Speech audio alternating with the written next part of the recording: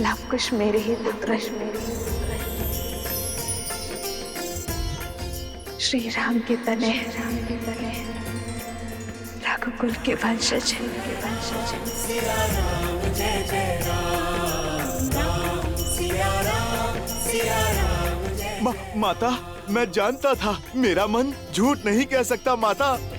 वो दोनों मेरी माता के पुत्र हैं, मेरे छोटे भाई हैं, मेरे छोटे भाई हैं माता, मेरे छोटे भाई हैं। लवकुश मेरे छोटे भाई हैं माता। हनुमान, इतनी आयु में भी बचपन। अब माता के सामने तो ये पुत्र बच्चा ही रहेगा ना माता। और फिर माता, बात भी तो ऐसी ही है। मैंने तो लवकुश को देखते ही उनमें आपकी और प्रभु की छवि पाली थी माता। उनकी कला, उनका तेज, उनका शौर्य बिल्कुल प्रभु की भांति है। मेरे प्रभु और मेरी माता की आत्मा का विलक्षण संगम है दोनों।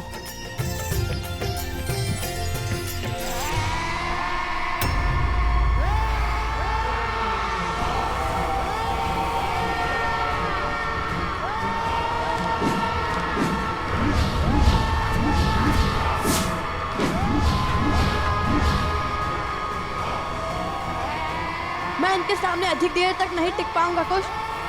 इनकी चीखों के सामने मेरी सुध खो रही है।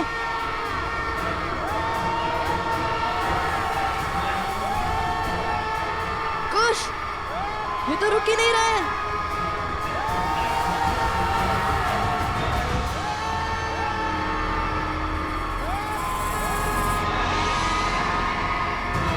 दिव्यास्त्र का उपयोग कीजिए भैया।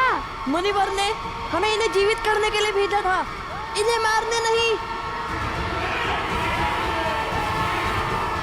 मिल गया उपाय।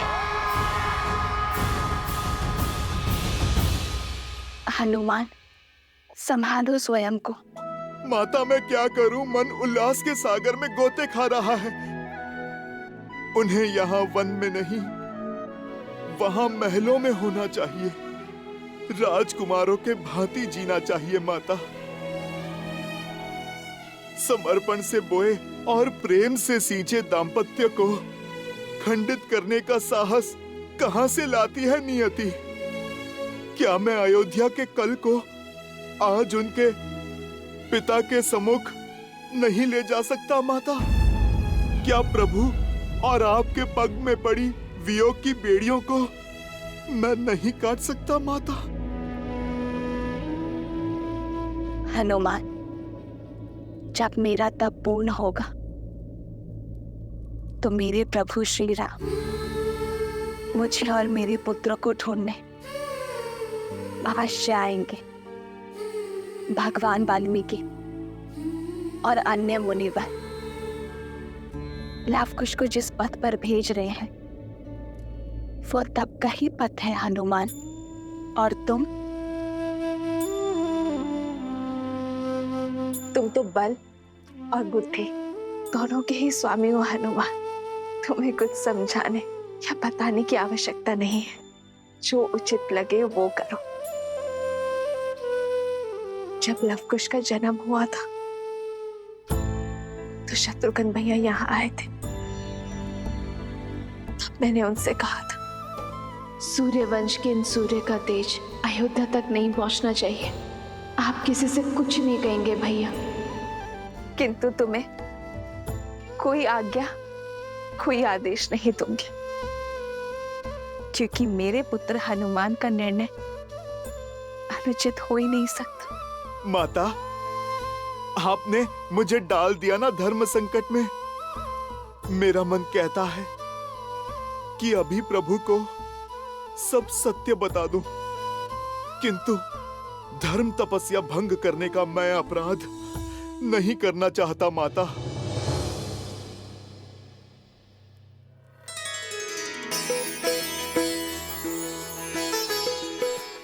अब तो केवल एक ही है जो मार्गदर्शन कर सकते हैं।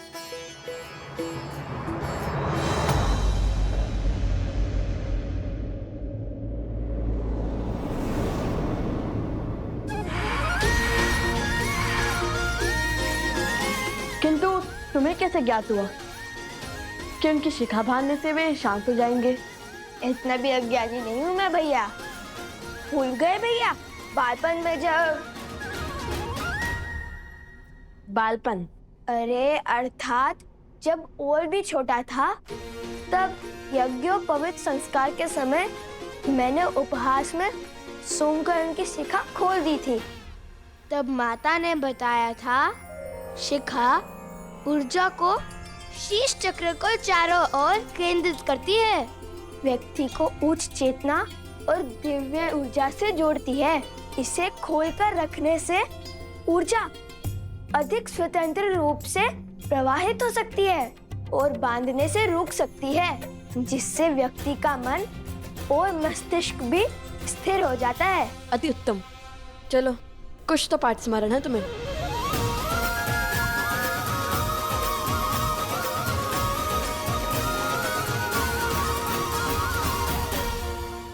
त्रिकालदर्शी भगवान वाल्मीकि को मेरा नमन। आ गए हनुमान? भला मैं आपकी पुकार को अनसुना कैसे कर सकता हूँ? आप मेरे आने का कारण तो जानते ही हैं।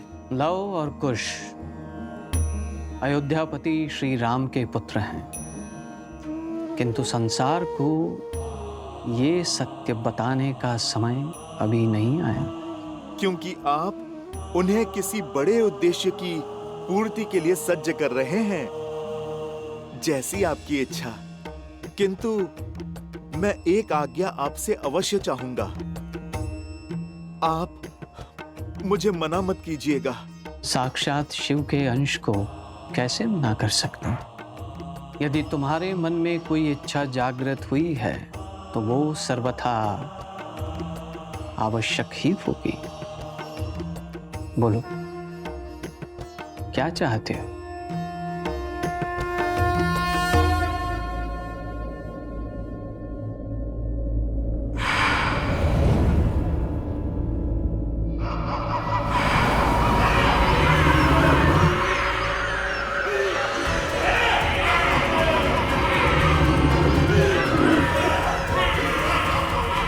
भैया इन सब की शिखा बांधना तो संभव नहीं है।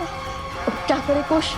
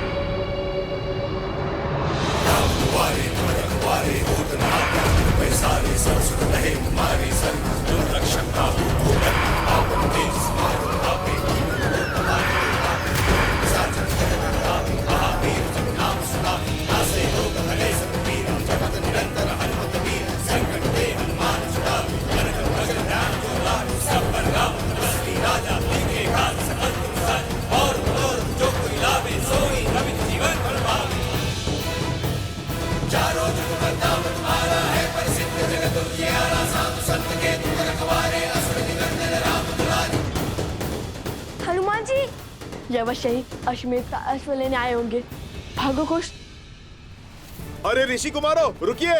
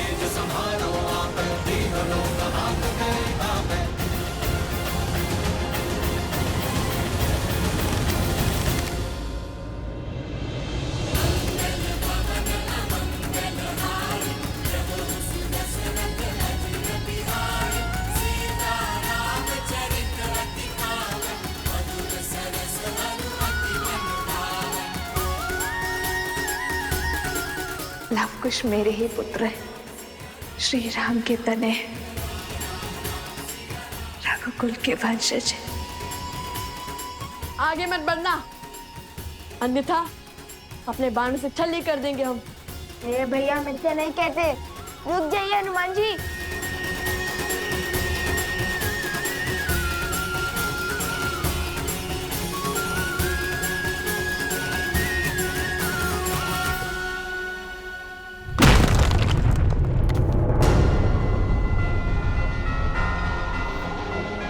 भैया अवश्य ही इनकी कोई योजना होगी अश्वनी जाने की।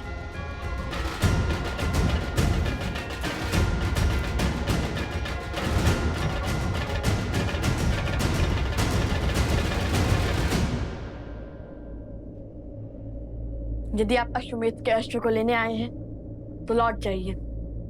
उसे ढूंढने में अपना समय व्यर्थ मत कीजिए। उचित कहा भैया। सुना है आप अमर हैं, कदाचित इसलिए बहुत समय है व्यर्थ करने के लिए।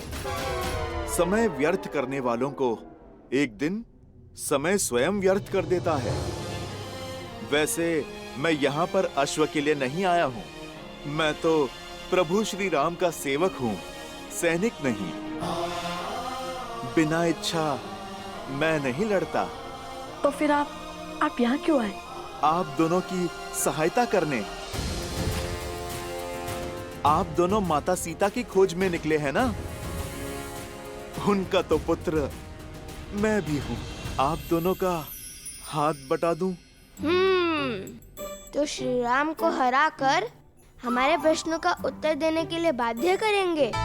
उनका साथ छोड़कर हमारा हाथ थामेंगे, प्रभु की सेवा से मुंह मोड़ेंगे। जब आप दोनों प्रभु श्री राम के समक्ष खड़े होंगे, मैं वचन देता हूँ, तब ना तो किसी का साथ दूंगा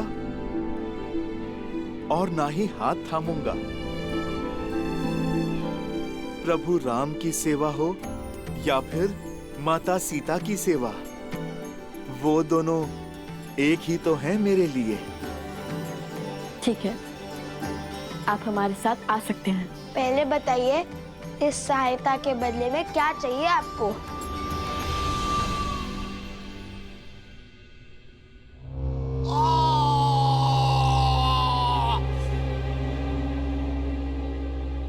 पिछले 15 वर्षों से राम उसके राज्य को जितना नीचे धकेलने का प्रयास कर रहे हैं, वो उतना ही ऊंचा उठता जा रहा है। राम ने सहस्त्रों राक्षसों का संहार किया, अयोध्या में समृद्धि और शांति की ध्वजा लहराई। वहां ना कोई अब भिक्षा मांगता है, ना कोई चोरी करता है। उसने सब कुछ पा लिया और हमने सब कुछ खो दिया। आपका पुत्र, आपका राज्य, आपका सम्मान, आपके भाग में केवल एक जीत आई, राम और सीता का वियोग, और कुछ नहीं।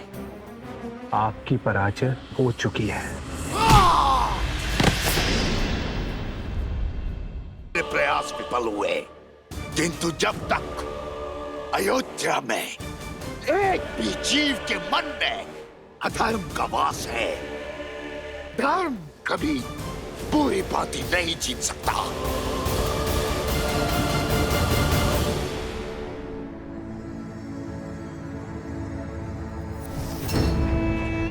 सत्य अनेक अर्थी नहीं होता है, उसका केवल एक ही अर्थ होता है, एक ही रूप होता है, एक ही स्वरूप होता है।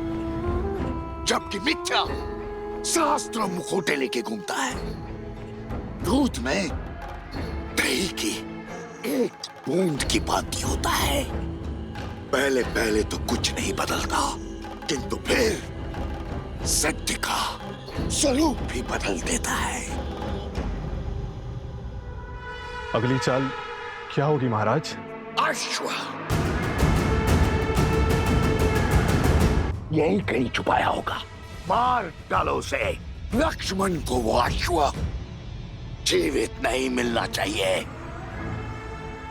अश्व मरा तो राम कभी उन बालकों को क्षमा नहीं करेगा। उनका अंत होगा और तब हम उनका सत्य संसार के सामने लाएंगे। सीता इस विश्वासघात को कभी नहीं सह पाएगी। पति से वियोग का विष तो पी गई, किंतु पुत्रों की मृत्यु का दंश नहीं सह पाएंगे और सीता की मृत्यु राम के अंत का कारण बनेगी।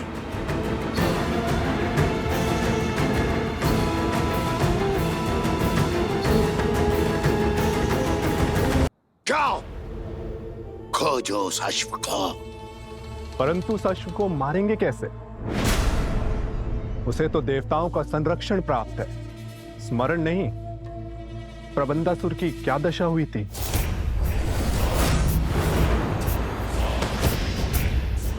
उसका भी उपाय शीघ्र खोज लूंगा मैं।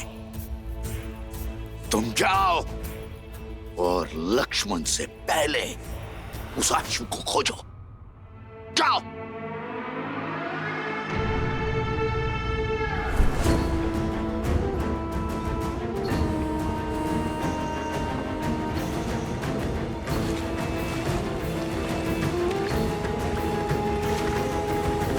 प्रतीक्षा करने के लिए धन्यवाद राजानुज। मेरी प्रतीक्षा को धैर्य समझने की भूल ना करें महोदय। मैं केवल अपने भैया की आज्ञा का पालन कर रहा हूं। ये शांति केवल मेरे भैया की इच्छा के कारण है। उनकी इच्छा है कि इस अश्व को ढूंढने में तनिक भी रक्तपात ना हो। मैं बिना आपकी सहायता के स्वयं उन दोनों ऋषि कुमारों को ढूंढ लूंगा।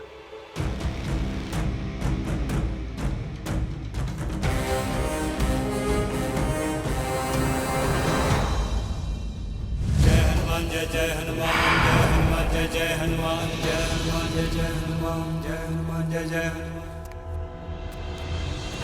दुर्गम काज जगत के जेते, सुगम अनुग्रह तुम्हारे तेते। इस सहायता के बदले में क्या चाहिए आपको? और अब उत्तर भी दीजिए। हनुमान जी, अति उत्तम। इनकी गोद मुझ में 100% सुरक्षित हो। जय सिया राम। अरे ये बालक तो जाग रहा है। किंतु आपने हमें बताया नहीं कि सहायता के एवज में आपको क्या चाहिए। क्या आप दोनों ने वो गीत गाना छोड़ दिया? क्या? राम कथा।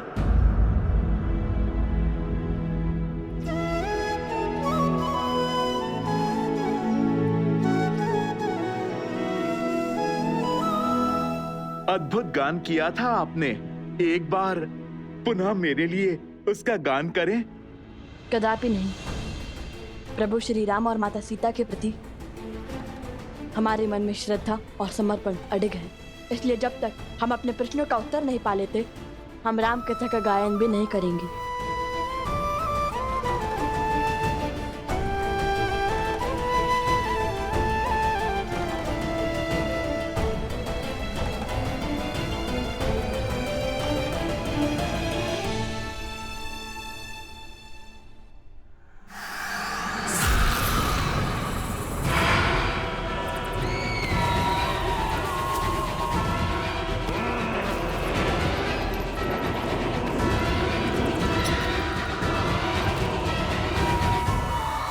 प्रश्न करना चाहते हैं उनसे, और ये प्रश्न केवल उनसे नहीं हो सकता, तो चल पड़े माता सीता को खोजने।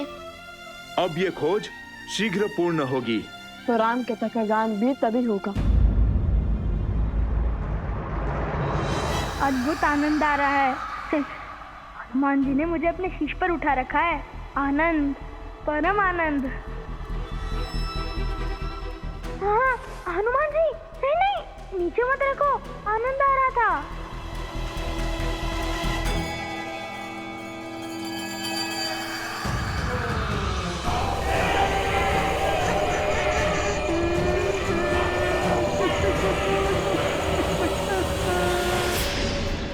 कलाकार तो कला के लिए हठी ही होता है ना? केवल कला नहीं, अपने सिद्धांतों के लिए भी।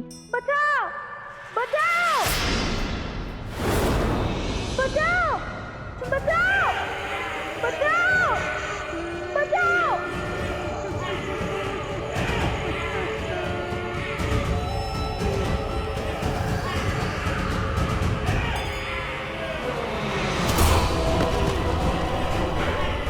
भोजन, अरे भोजन।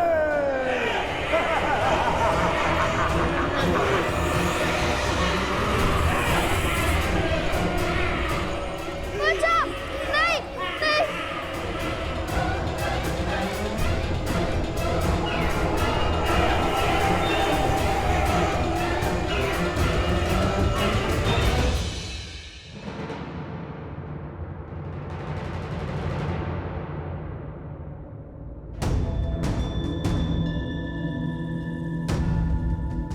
मेरा हृदय कहता है कि मेरा भाई शत्रुघ्न यहीं कहीं पास ही में है, और मैं ये भी जानता हूं कि निश्चित रूप से वो सुरक्षित भी है। भला दो कलाकार ऋषि कुमार महावीर शत्रुघ्न को क्या ही क्षति पहुंचा देंगे। राज अनुज, जब से हम यहाँ आए हैं तब से केवल एक कुटीर के द्वार खुले हैं और उसके बाहर बहुत सा चारा रखा था, किंतु कुछ समय बाद बहुत सा चारा लुप्त हो गया। वहां किसी के होने की आशंका लगती है। कहाँ है वो स्थान? वहां।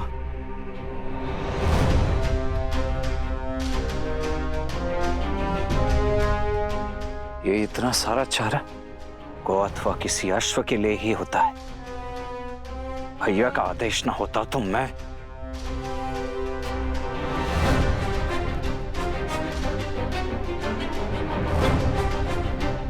हाँ, यही है। चौथी बार चारा लेकर आया है यहाँ पर।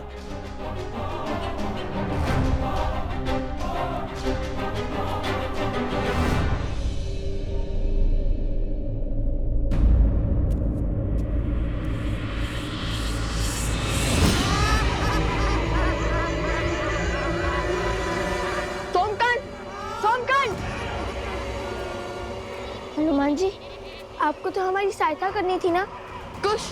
हमें कुछ करना होगा। नहीं, तुम्हारी रक्षा करने हेतु मैं बाध्य हूं। ये परीक्षा है मेरी, मुझे ही पूर्ण करने दो।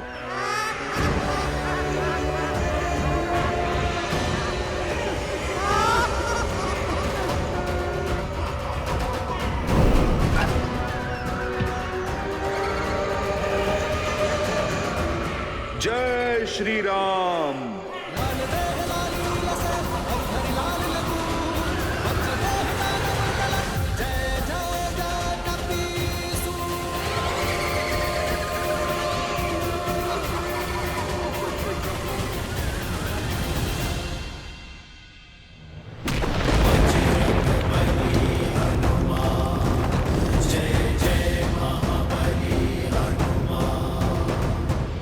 ये बालक मेरे साथ हैं। हनुमान, हनुमान, हनुमान, हनुमान। जय श्री राम। हनुमान, हनुमान, महावीर प्रभु हनुमान, महावीर प्रभु हनुमान, महावीर प्रभु हनुमान। धन्यवाद हनुमान जी, आपने मुझे बचा लिया।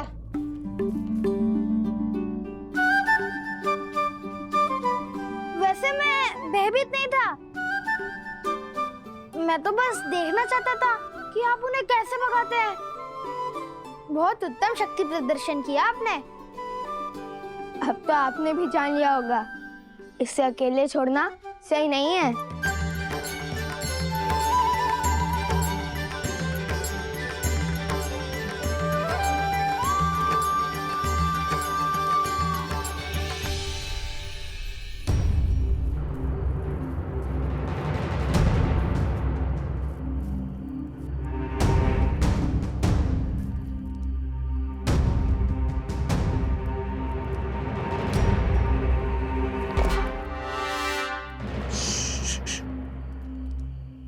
कोई भी ध्वनि नहीं होनी चाहिए। यदि उन्हें ज्ञात हुआ कि हम यहाँ हैं, तो वो शत्रुघ्न का स्थान बदल देंगे।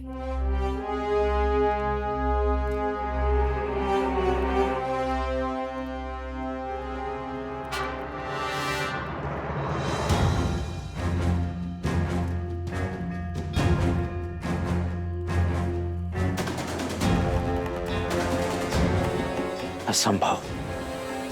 अभी कुछ ही क्षणों पूर्व तो यहां इतनी सारी घास रखी हुई थी, अभी अभी समाप्त। यह निश्चित रूप से किसी अश्व का ही भोजन है, परंतु यहां कहीं कोई अश्व दिखाई क्यों नहीं दे रहा है? मित्र, ये अश्व को खोज रहे हैं या राजनु शत्रुघ्न को?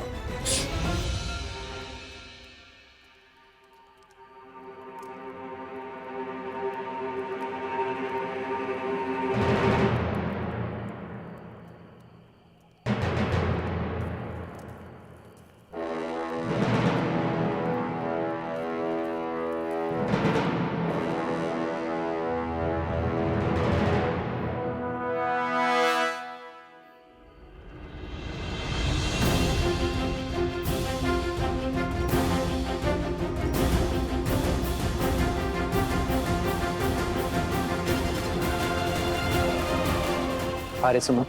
जी महाराज। सभी गुरुकुलों में शिक्षा शीघ्र ही आरंभ हो जानी चाहिए। अश्वमेध के विलंब का प्रभाव शिष्यों पर नहीं पड़ना चाहिए। जी भैया,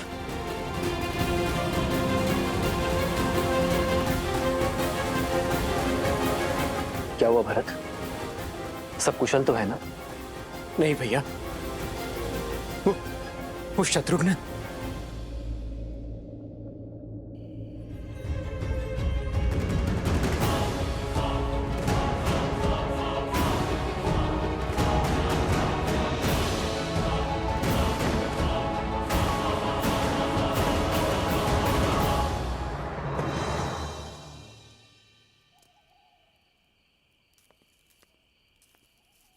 शत्रुघ्न, शत्रुघ्न,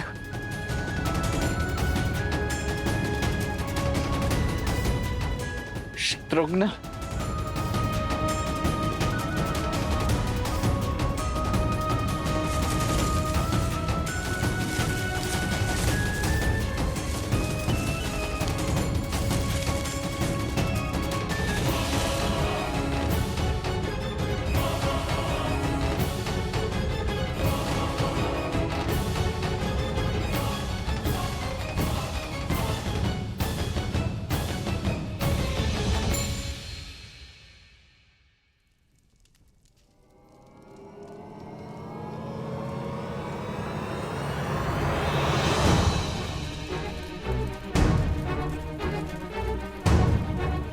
भैया, ये देखिए शत्रुघ्न का आसन। ये तो अवश्य अनिष्ट का प्रतीक है। किंतु ये सब हुआ कैसे भरत? संध्या के पश्चात जब सेवक दीपक बुझा रहे थे तब।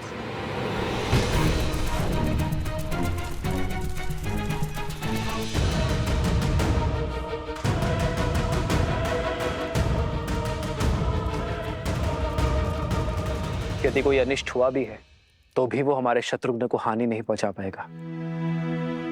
हनुमान और लक्ष्मण उसे खोजने गए हैं ना? भैया, मैंने लक्ष्मण की ओर एक दूत भेजा था और उसकी कोई सूचना नहीं मिली। मेरा मन बहुत घबरा रहा है। जब तक स्वयं सूद नहीं लूंगा तब तक मेरा मन अधीर ही रहेगा। आप मुझे आज्ञा दीजिए। प्रकृति कभी सीधे संदेश नहीं देती। भिन्न भिन्न मार्गों से, भिन्न भिन्न संकेतों से हमें अपनी बात समझाती है महाराज।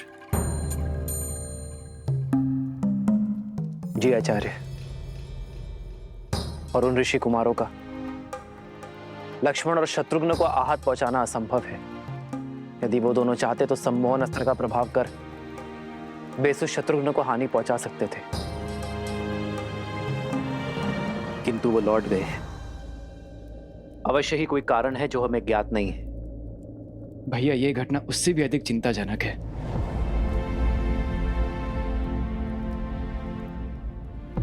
मैं नहीं चाहता मेरा अनुज चिंता में रहे। कल सूर्य की पहली किरण के साथ तुम प्रस्थान करोगे भरत। जो आज्ञा भैया।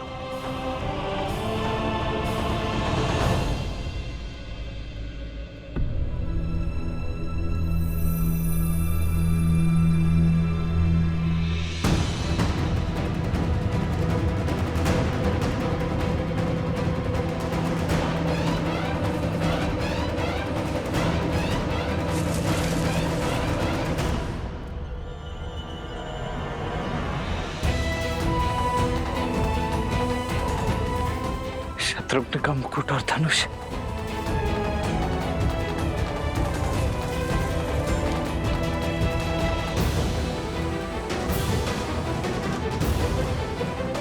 अर्थात मेरा संदेह सत्य ही है। शत्रुघ्न को उन दोनों ऋषि कुमारों ने ही छिपाया।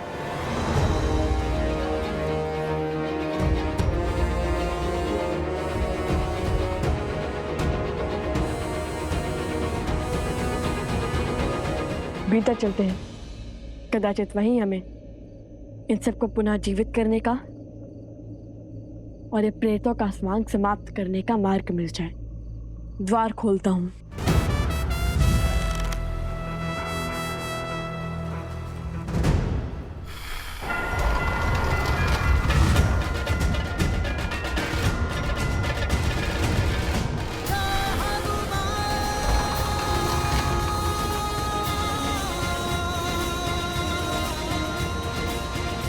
हनुमान जी, आपके बल से परिचित है हम, किंतु ये कार्य अगस्त्य ऋषि ने हमें सौंपा है, तो कृपया करके ये दायित्व हमें ही उठाने दे।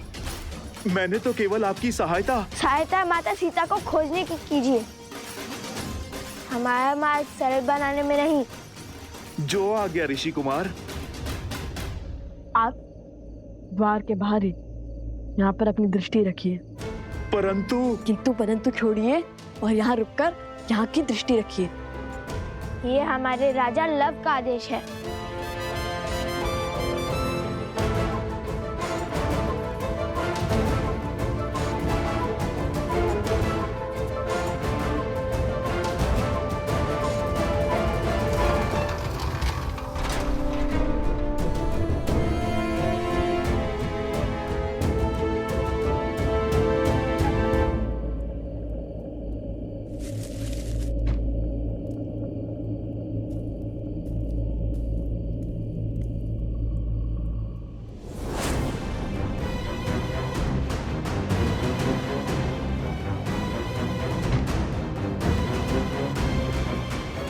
अरे यहाँ कौन आया था?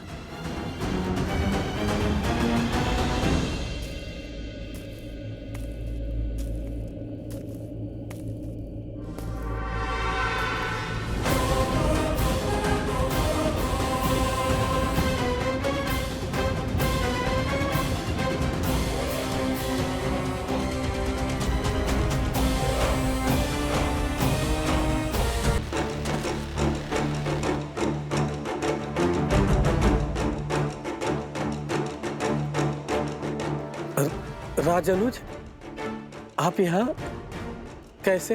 अरे ये बताओ, ये यहाँ कैसे?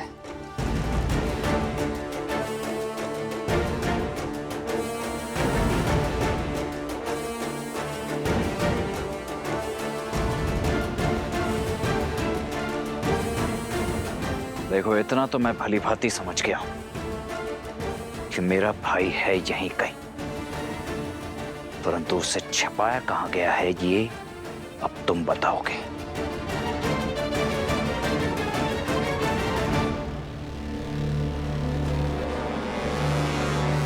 राजद्रोह मत करवाइए राजानुज, मैं ये लांछन सह नहीं पाऊंगा। तब तो एक ही मार्ग शेष है, मेरा वारसा हो तुम।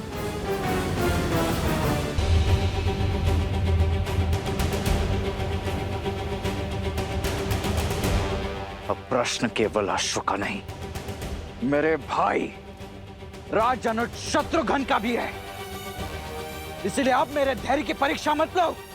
सत्य बताने के लिए सज्ज हो जाओ, अन्यथा मैं सज्ज हूं। मैं, ले लीजिए मेरे प्राण।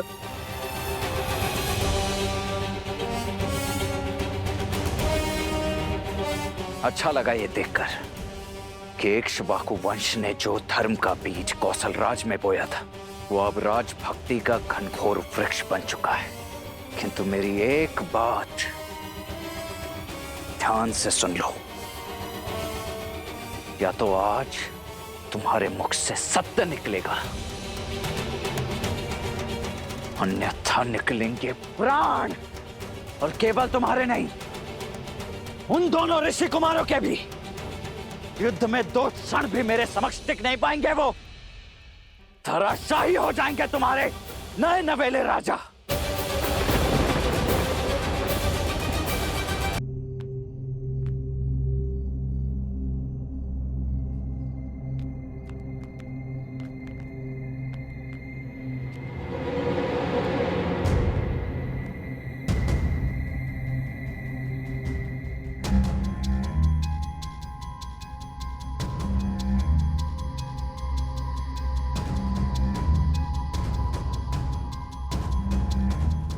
भैया, यहाँ तो कोई नहीं है।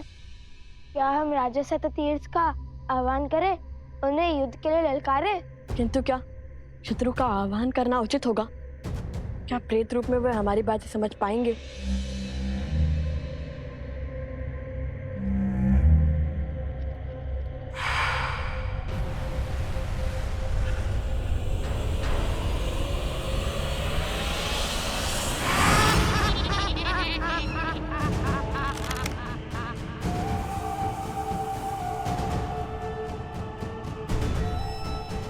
भैया, अब तो प्रेत भी आ गए। अब राजा को बुला ले, कदाचित वो हमारी बात सुने और ये उनकी, क्योंकि ये हमारी बात सुनने वाले नहीं है। इन सब से बात करने से उचित है एक से ही बात करें। राजा शततीर्थ, हम लव कुश भगवान वाल्मीकि के शिष्य ऋषि अगस्त्य की आज्ञा से आपके राज्य में पुनः धर्म का प्रसार करने आए हैं। प्रेतों के संहार का मार्ग खोज लिया? अरे हम तो केवल दांव चल रहे हैं। तुम्हारे दांव में मेरे प्राणों के बीच क्यों फंसा रहे हो?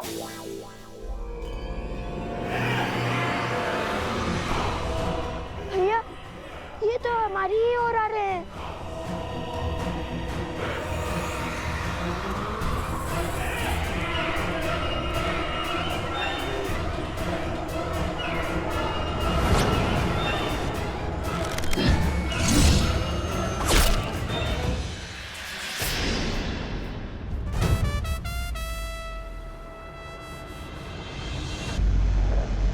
अरे, प्रेत होकर प्रेतों से भयभीत हो रहे हो? अब हम इनकी भांति नहीं रहे। आपने हमारी शिका बांधकर हमें इनसे भिन्न कर दिया है। ये हमें भी मार डालेंगे। प्रेत कभी तृप्त नहीं होते, ये सदा और की लालसा करते हैं। आप हमारी शिका खोलकर हमें मुक्त कर दीजिए। कदापि नहीं। यदि हमने तुम्हारी शिका खोल दी तो हमारे शत्रु बढ़ जाएंगे ना। नहीं नहीं, हमें और 2 प्रेत नहीं चाहिए। क्षमा करो भैया। अब क्या करें? ये तो हमारे निकट आ रहे हैं।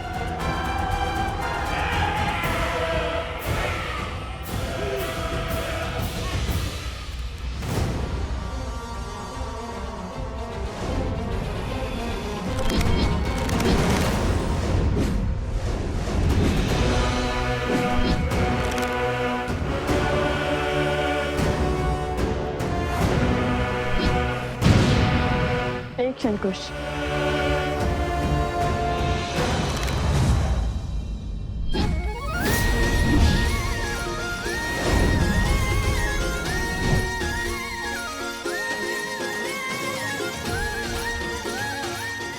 हर राजा का कर्तव्य होता है अपनी प्रजा को तृप्त करना।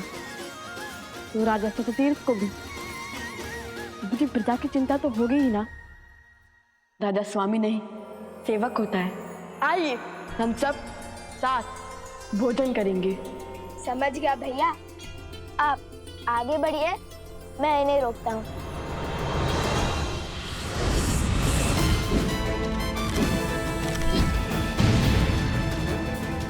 कुश, क्या समझ गए? वो प्रेतों के राजा ने आकर हम पर आक्रमण कर दिया, तो हम कैसे बचेंगे? देखा जाएगा।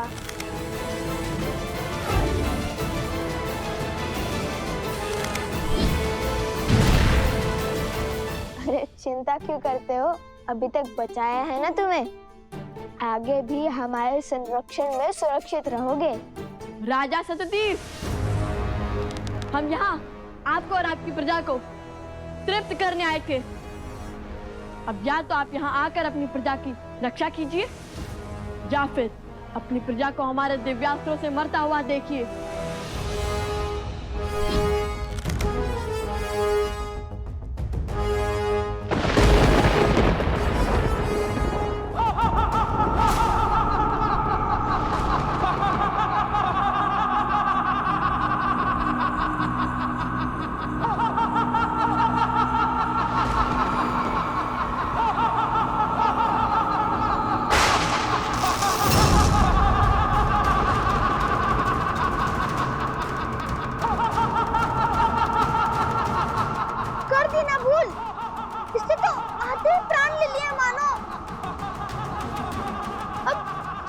इसे अपने पक्ष में।